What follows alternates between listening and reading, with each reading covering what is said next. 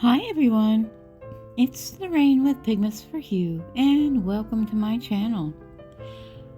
This is the painting the last painting that I did that I filled the cracks in with gold glass pen, and I did add some dots just to give it,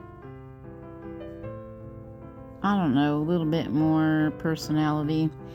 Anyway, I've also been working on some magnets.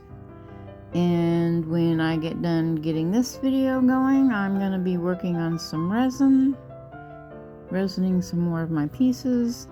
So let me know what you think about all this in the comments. Please don't forget to like, share, and subscribe. And thank you, new subscribers. I appreciate it very much. So you all take care now. Oops, I forgot this. These were done with Amsterdam pearlescence that I just kept layering on. Anyway, you all take care now. Until next time. Bye-bye.